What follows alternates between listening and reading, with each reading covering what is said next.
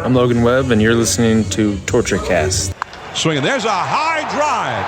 Deep into left center field. It's on its way. Adios! Pelota! Let's go Giants! SF Giants! Let's go Giants! SF Giants! A grand slam for Buster Posey's good friend. A podcast by and for fans of the San Francisco Giants. Chad King, Eric Nathanson, and Willie Dills. This is the Torture Cast.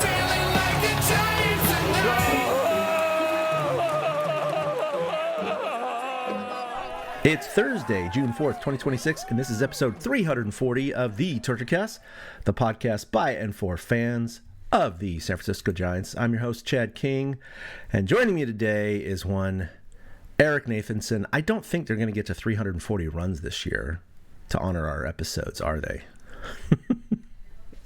It's going to be close. I mean, they're definitely making it interesting.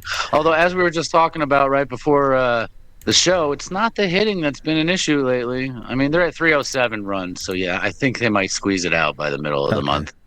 They might. Yeah. Okay, well. No, that's 307 given up, dude. That's pitching. Oh, you're right. I'm on the pitching. Oh man.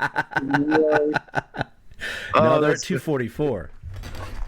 Oh, well then, yeah, it's definitely up for only 99 games left. Yeah, it's definitely up for debate with this team. They could go cold. They could go That's cold. The thing So about this team. They streak. They either hit really well or don't hit at all. And in the meantime, the pitching just kind of floats there in mediocrity. It's mediocrity has been a word that we thought would characterize this team at the beginning of the season, with you and I going a little under 500 and Willie going a little over 500. I think we're all overshooting this team, at least with those predictions. I mean, it keeps getting worse, Eric. Like every time we record, we're like, well, they're on track for this and on track for that. But before today's game, the Giants were, on pace for 100 losses, and they have one of the worst starts ever in franchise history. In fact, I'm looking at this, and as far as the worst 62 game starts, because that's kind of a nice demarcation line, because that means they have exactly 100 games left. So this is prior to today's game. The Giants are 24-38. Okay, there's only one team that's worse in franchise history, and that was the 1902 New York Giants. Where after actually I have this at 63 games now, but anyway, they were 20-40 with 3 ties. It's a 333 winning percentage, right? But the 1985 Giants were actually 25-38 after 63. The 2017 Giants were 25-38 after 63. And when I put this in, they were both 25-37 after 62. So it's just one of those things. The Giants are right there amongst the 3 or 4 worst teams in franchise history. And actually, you kind of throw out the 1943 New York Giants, because that was when a lot of the stars were at war during World War II. And they literally were using high school prospects in the major leagues. Like, it's crazy. And retired veterans who they called back in. So, kind of throw that year out in a way. This is more than a third of the way into the season, dude. Like, what are we doing? Yeah, they're going to be 25-38 because Eric Haas just hit a grand slam. And as we know, if the Giants hit a grand slam, they win the game. That also puts them in the lead for grand slams of all teams this season. So they're up 10-3 on the Brewers as we currently record this. So I think we can probably, I know the bullpen's shaky, we can probably chalk this up to a 25-38 start to tie those other teams. Okay, so it looks like they're going to tie the 1985 100-loss Giants and the 2017 98-loss San Francisco Giants. So yeah, it looks like their worst 63-game start in San Francisco history anyway. And that's the problem, right? They're on pace for that 100 loss. Huh? That's our lifetime. You know what I mean? Think about that. Exactly. We're in the third worst season of our entire fandom. This is bad. I mean, this is 140 years of Giants baseball, and we're in the bottom, 5%, 3%, right? Actually, yeah, it's like bottom 3 or 2% of any season. Yeah. Like, this is not good, Eric. Like, we're witnessing bad history here, and we keep saying, well, if they turn it around. Well, I'll be honest with you. You just said, right there, Eric Haas hits a grand slam. They lead the league in grand slams. They lead the league in doubles, right? They're now 5th in batting average. They're not last in runs anymore. They're still 5th to last in runs. Point is, their hitting is coming around. They scored 19 runs in Colorado the other day. It is coming around, but simultaneous to that, their pitching has now fallen off. They were kind of middle of the road average in terms of pitching, but now their WHIP and ERA is all down in 25th. They're like 5th, 6th worst in the majors. And to be honest, it's been a huge portion of their bullpen. And it's really sad because, Gage just went down on the IL as well. They're calling up guys I've never heard of before. I mean, this is just one of the things that I was worried about. I think I pointed this out in previous shows, is that the Giants had been relatively healthy this year, and they still sucked with mostly their primary roster. But when they do, and if they do run into injuries, you're really going to see this team turn south. So with the bullpen struggles lately and bullpen members going down, I mean, I hope this 10-3 lead is safe, but you never know. What are they, 0-29 now when losing after 6 innings, I believe the stat is? They just don't come back, right? But they certainly know how to blow games. We've seen that. Yeah, their ERA as a reliever, well, it's middle of the pack at 4.09, which is a little surprising. Yeah, with the start, yeah. Aside from Logan Webb yesterday and some other flashes, the starters have not been putting them in a position to win.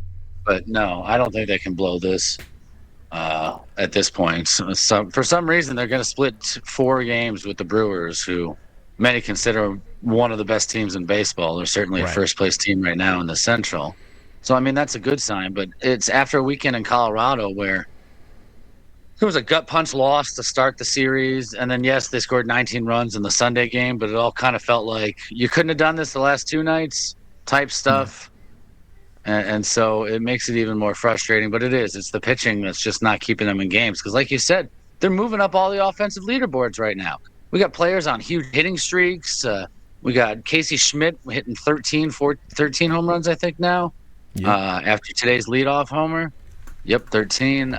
Even Adames is climbing up the charts. He's got 9. Like I said, they lead the league in doubles. So the hits have been there. It's not always with runners in scoring position, but the hits have absolutely been there. So it just shows, though, the roster construction being a failure. You can't have just one cog of the wheel working at a time. You need like all 3 cogs. And the Giants only have one of the 3 in hitting because they don't have the fielding down really, because they've been a mess there. And the pitching has also been kind of a mess. So that's why we find ourselves looking at a 25 and 38 ball club right now. Yeah. There's a lot of deep existential questions that I have. We can get in some other stats, and I want to talk about Kyle Harrison and hitting streaks and all this other stuff. But, one of those things that I've never really had a problem with is separating someone who I admire by their performance and not their performance earlier in their career versus later in their career, right? I think we all do this with players at the end of their careers. Like, look, you guys were great when you were 27. You're now 36. You need to hang them up. We love you. You need to hang them up, right? I don't know if the same thing is happening now with Buster Posey, because he had a Hall of Fame career, almost a perfect major league career, and right now going into his 3rd year, I guess, as president of baseball operations, he's distancing himself by imprinting this team with his DNA to a certain extent now, especially with the big trades for Adames and Devers, right? These guys. And some of the ones that are doing better right now, like a Jung Lee or Casey Schmidt, those are still Farhan guys, right? So those you can't say those are Buster Posey. So he's been an abject failure so far. I hate to say it, but he's been an abject failure. And I don't have a problem with separating my feelings for Buster Posey as a player and my feelings for Buster Posey as a president of baseball operations. And I hate to say it, but it's true. He's invested a ton of money and resources into these trades that so far really haven't worked out. And he certainly hasn't constructed a roster worthy of being good.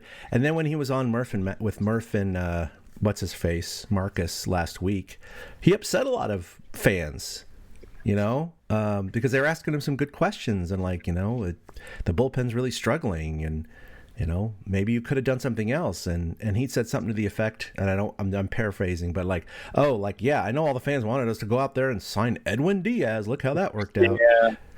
But he got a little upset. He got a little butthurt, and it's like, well, you got to be able to take the criticism, because it's not working out, man. It's not working out. You can't point to, well, gee, half our roster's injured or whatever. It's not working out. And then you compound that with things like, Kyle Harrison, who was traded to the Red Sox for Devers. And at the time, I didn't have a problem with it because Kyle just was not blossoming in San Francisco. He had been here for 3 years, just wasn't blossoming. He's a local kid, went to De La Salle, grew up a Giants fan, just less than an hour south of the park. And I was sad to see him go, but I was excited to get the big bat. Obviously, Devers has been relatively disappointing. Not an abject, horrific failure, but he has not produced at the levels that we thought he would. And now Kyle Harrison's one of the best pitchers in all the majors. But I will temper it with two things. One, he was traded from Boston to Milwaukee. It's not like the Giants gave him to Milwaukee. And number two, it was really Milwaukee that's fixed him. So if he was still with the Giants, I don't think he would be having the season he's having right now. I don't know. That was a lot to dump on you, Eric. But how do you feel about Buster and things like the Kyle Harrison trade? I'll start at Kyle Harrison and work my way back. The Milwaukee Brewers are amazing at developing pitching talent. They just seem to have the right developmental staff. They seem to have the right approach. I mean, most guys that come to Milwaukee seem to get quote-unquote fixed. And that happened to Kyle Harrison. He feels comfortable. So, no, I agree with you. There's no way he would be doing this with the Giants because the Giants have not proven to us that they can really develop young talent of any kind. I mean, forget about just the pitching side, of any kind. I mean, Landon Roop's the best we've seen in the last 2 years, and he's struggling a bit this year. Logan Webb was many years ago at this point. He's the longest tenured Giant, so right. It's hard to think of coming up through the system. So there's no way he would have been doing this for the Giants. He probably wouldn't have even been doing it for the Red Sox. Milwaukee is just a place where pitching can go to get fixed. Now, that being said, Buster, I still like the Devers trade. Devers led baseball with doubles in the month of May. The whole team led baseball with doubles in the month of May. So Devers has come around, and he kind of just is what he is. He's either going to go on a streak where he's just making solid contact all the time, or he's just going to continue to swing through fastballs. And I guess that's just what he is. So it's still worth the price in a sense. James Tibbs, though, is the other part of that deal that went to Boston. He's now raking in the LA farm system. Yes, he is. So it makes it look even worse in the full picture view. Now, if Devers was leading a team that had the reverse record of what they currently have, if they were, say, a 38-24 team, nobody would be questioning Devers at this point. But since they're 24-38, the questions are fair to ask. And it makes sense. So when it comes to Buster, though, I really think the most important stretch for Buster Posey as the president of the baseball operations, Zach Manazin as the GM, is the next 2 months. The trade deadline this year is going to be fast and furious. There are a lot of teams that feel like they're in contention because there's a lot of teams right around the middle. You look at the American League and there's 1, 2, 3, 4 teams over 500. That's it, the entire American League. Yeah, it's crazy. So they're all bunched in the middle. Oh, I'm sorry, 5 teams. They're all bunched in the middle. I missed the White Sox there because I always overlook the White Sox, just like everybody does, even the people in Chicago. But so I think he's got to prove, and they've got to prove themselves to the front office over the next 2 months. Are they able to get out from under maybe a bad contract with Matt Chapman? Will Robbie Ray still have some sort of trade value? Is Luis Arraez somebody you consider trading because he's just tearing it up in third in the league in hitting? And of course, teams see that and they want a bat to ball kind of guy, and he's playing a good second base. Is there a way he's going to get some bullpen help coming back? Maybe even some young, controllable starter help. So, I as much as I want to judge Buster, I'm not giving him a pass, but I'm not giving him a total F just yet. I think we have to wait to see how the rest of this year plays out. And then I think it's fair to start evaluating what Buster's done for the last few years, because his roster construction and their roster construction sucks this year. And if they don't show us any signs of improvement, then that must just be the way it is. And maybe Buster's not the guy for the job. Yeah. No, I'm judging him now for certainly the current record, not suggesting he be removed or anything like that, like their unceremonious removal of Hector Borg at third base, but that was very warranted and needed. Yeah. But I agree with you to that extent for sure. He's got something to work with now as we approach the trade deadline. At least I can say this. Usually, since their playoff runs, the Giants have been very mediocre, with the barring of their 2016 season, right? I meant their 2021 season. Every trade deadline, because of the wild card and the expanded playoffs, the Giants always seem to be in a position of actually trading to get better, and they don't, and they miss the playoffs. This is a year in which I don't think anyone in the front office should be arguing to acquire talent to make them better this year, right? That is not the situation they are in. They are basically second to last in all of the National League. They're like fourth worst record in all the majors. They are not going to the playoffs. If they're not careful, they're going to lose 100 games. And in fact, if they trade away some of their talent because they're sellers at the deadline, which I think they should be, then yeah, they might as well just go ahead and lose 100 games. Might as well set a franchise record. Let's just blow away 85. Let's lose 101 or 102. Why not? Let's just make it a wholly shitty season. But point is, he does have some time now to maybe make amends for this year and start to rebuild. But I think they have to rebuild, and I'm not saying jettison all the high price contracts. I don't think they can do that. But they got to do something, man. And I'm not smart enough to know those maneuvers, but it just has not worked out. And it's made me sad as a Giants fan, but it's just a little more salt in the wound when you have a franchise icon leading the way who is just not doing the job either. And it sucks, but it is what it is. And you got to be objective about things. And that's just the way it is. Kyle Harrison himself, though, by the way, the Giants did tack on 2 more runs in that inning, so now they're up 12-3. Got almost a football score going here, which is good. He did have a couple of quotes after the game because he did beat the Giants the other night. He only allowed 1 run in like 5 2/3. That was a Willie Adames solo home run against his former teammate, technically speaking. He said, quote, "It's always going to feel personal, right? I mean, I grew up 40 minutes from that ballpark, and I had a great time there, and I cherish my memories with them. It feels good to beat them, but I've got to do it another 5 days, so you can't get caught up in that. It was fun to toe the rubber against them. I think I could have easily got there with the Giants, but it's hard to look back on it. I'm just glad I'm feeling healthy now. I think that's the biggest thing." And then eventually he said he credited Brewers pitching coach Chris Hook for making 2 mechanical suggestions, such as moving to the first base side of the rubber and raising his arm angle. And those have played a role in his success with Milwaukee, which touches upon what Eric and I were saying, that Milwaukee knows how to fix some of these pitchers, man. They really do. It's frustrating to read something like that because that tells you that the Giants could have identified it and they didn't, which is just more failure on the developmental staff of the San Francisco Giants. Man, that's even more frustrating reading that now. And I'm looking over his stats. He hasn't let up more than 2 earned runs in a start all year. He's not going like hugely deep in games. He's usually getting until about the 6th inning. One time he finished 7 innings, but everything else is 5, 5 1/3, 6, 6, 5, 7, 6, 5 2/3 against the Giants, which is ridiculous. 12 strikeouts and 5 2/3. We're talking 17 outs, 12 of them were recorded via strikeout. Man, he had revenge on his mind. He's doing the ball player speak. Oh, yeah, it was a big deal for the moment, but I got to strap it in and do it again another day. Yada, yada, yada. Look forward to tomorrow. But inside, Harrison had to be feeling great about that. And good for him. Obviously, he was good for him. Yeah, he's not going to live up to his potential as a Giant. So at least the team found him there. One more quote here I'm going to read from him, and it kind of hit me, my memory bank, and correct me if I'm wrong, Eric, but if I recall, Kyle himself has quite a pitch arsenal, and the Giants tried to maximize his pitch selection to the maximum. And if I recall that correctly, it definitely relates to this next quote where he says, quote, They loved, that means the Brewers, they loved my fastball and my stuff, Harrison said. It's, oh, you're not making me throw 5 different pitches? I love it. It's not as in-depth as everyone thinks.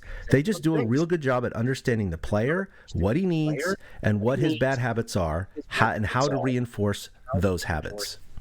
And that I take that as a direct assault on the Giants trying to make him throw 5 pitches. Yeah, I can see it because he's only thrown 4 pitches this year when in reality it's 3 pitches. He's thrown his 4-seamer almost 60% of the time. And then he's got a slurve and a changeup, which is 30%, and the changeup is at 10%. Now let's flip this over to how do I get to the next year? I'm curious to see compared to other years. Yeah, like they list a cutter on his 2025 stats, which includes time with the Giants. So it does seem like the Giants were trying to force him to do more things than he necessarily felt comfortable doing. So, yeah, that's a complete slap in the face to the Giants coaching staff.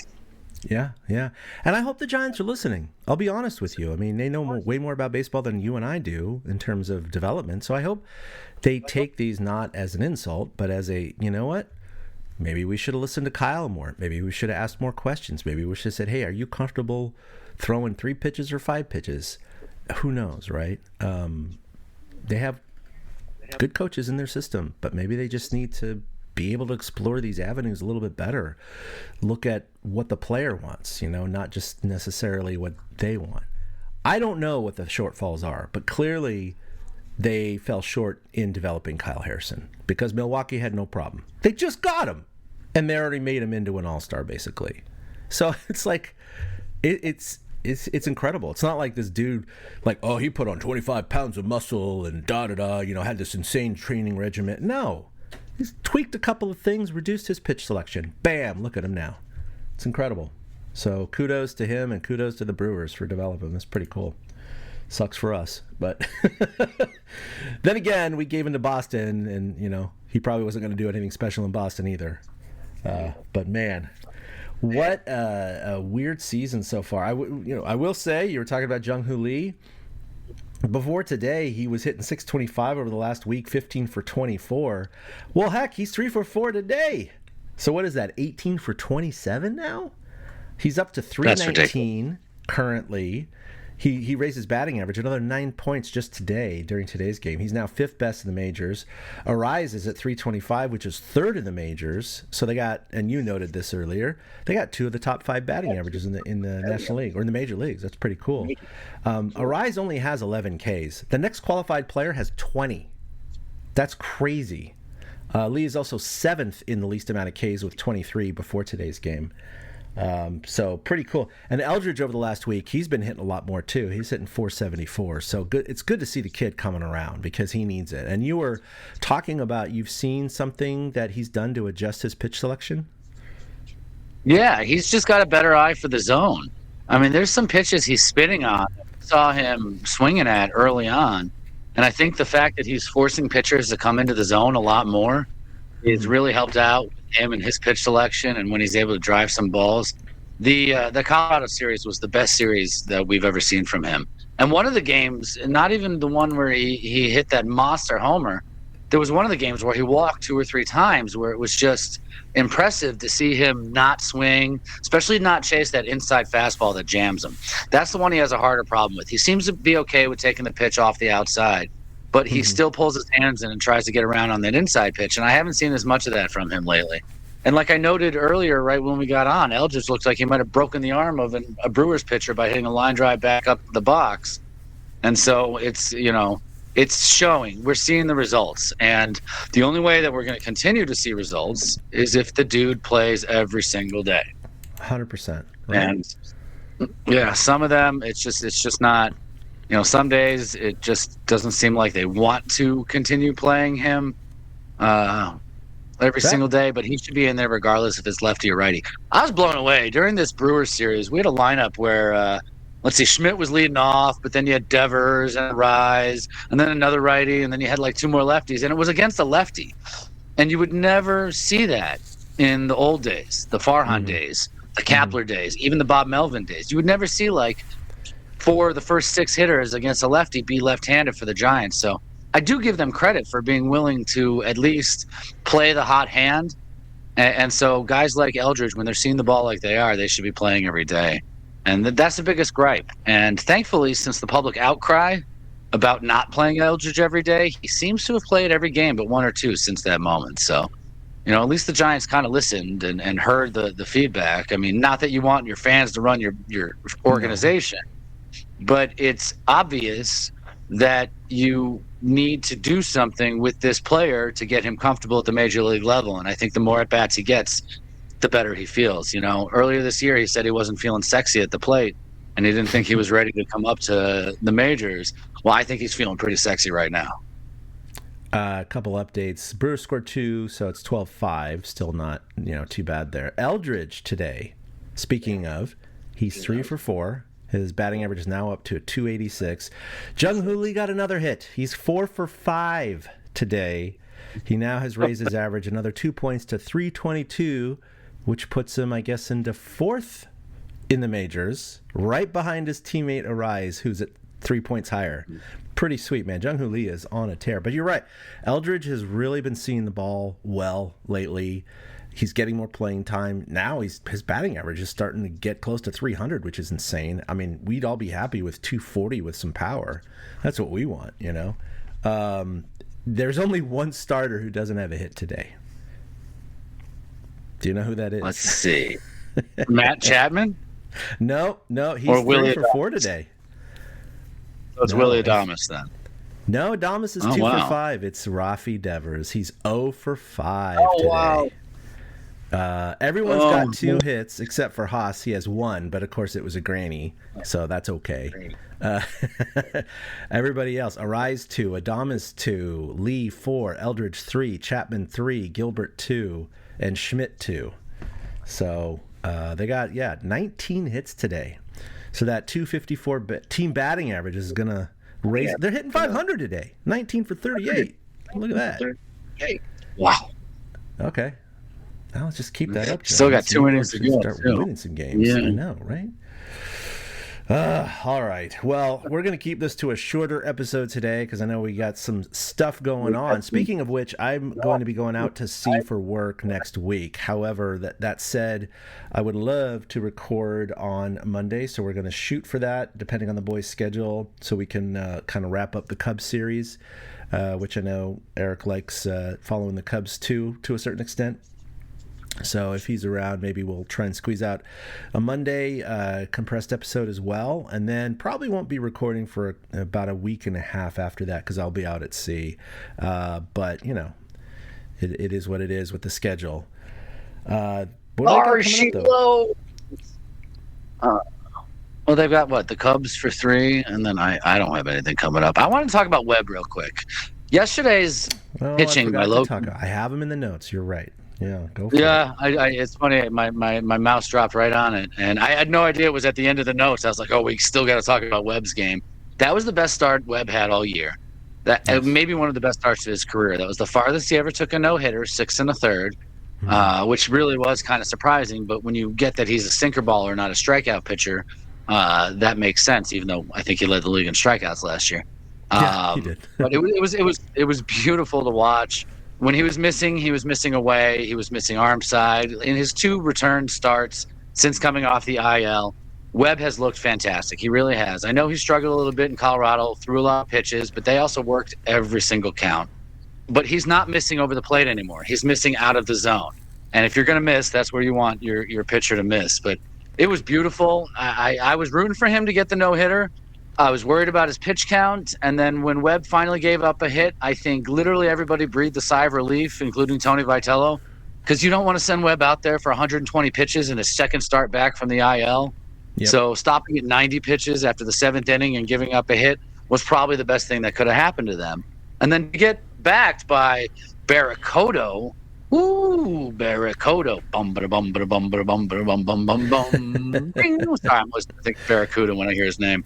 That's so cool that the kid gets his first major league home run, and it holds up as a 1-0 victory for Webb. So last night was just it was kind of like it was almost a dream watching Logan Webb actually pitch like that, and to hold the Brewers shut out the Brewers, one of the best teams in baseball, what was impressive. And I will say this, though. The Giants really did only score 1 run. So, like, it's kind of amazing that they won a game where they scored 1 run because it seems like they got to score 7 or 8 to win games nowadays. But Logan Webb, he might be back. He might be back on track. And I'm hoping this was the start of a good run by him. Oh, I'm really hoping that too. And thanks for bringing that up. I did have it sitting there. Yeah, he was fantastic last night. It was definitely vintage Webb. He almost got caned because, like you said, it was one solo shot from the kid and look, I love 1-0 games. I'll be honest with you. I don't know. There's something that's really tense and cool about it. Crisp, clean, short, intense. I love those games. Not that I don't, hate a 12-5 shellacking of a team when you throw another grand slam in there. That's fun too. But it's I really hope he can turn it around, because there's no doubt that Webb's disappointing season thus far has probably contributed to at least 3 or 4 losses. Not gonna lie. If he was normal Webb, the Giants would be a little bit better. They'd still be very bad, but they would be a little bit better right now. It's all these little bits that add up, into those. Boy, they're probably a good 10 games worse than they probably should be on paper, but it is what it is. But yeah, thanks for bringing that up. Oh, just real quickly, it might be a little bit early to talk about this, but since the All-Star game is in a little more than a month, I mean, who do you think's targeted for the All-Star game right now? Pretty much like a Casey Schmidt and an Arraez and maybe a Lee? Like, who else? Those would be the 3 at the top of my list. I think Casey, you can pretty much pencil in, although he's going to have to be picked by the manager. He'll be reserved. Because he's in the DH category, and he's just going to get smoked by other guys in that category. Even though Casey hit his 13th home run this season, a new career high on June 4th. I know. Which is crazy. Cool. But I do think Lee and Arraez should also get some looks. Arraez, for all we know, Arraez could get some votes from the fans that surprise us. I don't know if fans around the league are paying attention or not. And I can't think of many second basemen that have been as hot as he has all season long. So I'm with you. I think Casey is the leader in the clubhouse, and Arraez and Lee both have an outside shot. But there's not a single pitcher on this roster that's going to make the All-Star team. No. It'd be nice. There's nobody else, after that either. Devers, you'd think he's a All-Star quality player. But, his April knocked him down so much that I think that's what's still fresh in people's minds. So, yeah, I'm with you. I think Schmidt is 95% in, and Lee and Arraez are between 50 and 75. Yeah, I agree. We know all 3 will not make the team, but I would hope that 2 of the 3. And I agree with you. I think Schmidt isn't. We can't ever say a lock, but 95%, because it is going to depend on freaking Dave Roberts, because you do have to have representation from every team, right? So they got to have one person. So if no one's voted in, Schmidt's going to be taken number 1, and it's rare that reserves 2 will be taken, I guess, from the same team, especially a last place team, and especially your arch rival who's managing that team. So I would presume the only way the Giants actually get 2 aboard is 1 is voted in, like an Arraez, and then 1 is taken as a reserve. I think that's the only way it happens. But nevertheless, they are not the Los Angeles Dodgers, Eric. That is just not the case. It's not cool. The gap between these 2 teams, I don't think has ever been larger in my lifetime. Would you agree? I would. I can't think of a time where the Giants were great and the Dodgers sucked. So, because I was trying to think of it both directions. And the Dodgers were not that dominant in the mid-'80s. They didn't start getting good again until the latter part of the '80s. So they were good in the beginning of the '80s. They were good at the end of the '80s, but they had some rough years in the middle of it, too. I mean, maybe the year Joe Morgan hit the home run to knock the Dodgers out of playoff contention, that might be a big dichotomy year, but I'm with you. I think this is the best we've ever seen the Dodgers, while it's the worst we've ever seen the Giants. So we're living through hell, ladies and gentlemen. Not just because it's 109 degrees where I live right now. We're living through hell as Giants fans. Yeah, and the whole, back-to-back World Series, thing, and it's just, we're kind of at a valley, the lowest point I can imagine being a Giants fan. I'll be honest with you. This is Honey might win MVP and Cy Young. Yeah, Yeah. But you know what? We're still here. We're still here recording. We're still talking Giants baseball. We have not given up on the team or you guys. Well, I mean, I've given up on the team this year, but I haven't given up the team as a fan. I think it's just too ingrained in our DNA, Eric. You know what I mean? It's just. I mean, it is. I've had these discussions lately with people because I've got a little more active of a social life lately, and when I tell them I'm a Giants fan and we start talking, they're like, and I'm like, it's in my blood, man. You don't understand. There's nothing I can do about it. And when they're like, oh, no, I have a Rockies fan, buddy. And he's like, no, the Giants aren't as bad as you say. I'm like, buddy, you have no idea. You just have no idea. They stink. They're one of the worst teams in baseball. And it's okay if I admit that out loud. Because there's only one way to go at this point for the Giants, and that's up. 100%, right? All right. Well, that'll do it for episode 340. We'll be back hopefully Monday for a short 341. Until then, you can follow us individually on Twitter at ChadK21, at 2outhits with the number 2 for Eric, or at TortureCast for the podcast. You can also email us at torturecast@gmail.com and like us on Facebook. All right. I don't have anything else. I'll probably think of something after we stop recording, but you got anything besides reporting the hellish landscape down there in Arizona? Ooh, Barracuda. Nice. All right, that'll do it. We'll see you in a few days. Have a great weekend, and go Giants. Boom. A big thank you to everybody for listening to the TortureCast, the podcast by and for fans of the San Francisco Giants. Follow us on Twitter at TortureCast. You can also like us on Facebook or check out our blog at torturecast.com. I also want to say thank you to Ashcon and Bailey for letting us use their song Feeling Like a Giant for our intro. For Ben Lee and Chad King, my name is Willie Dills saying, we'll see you next time.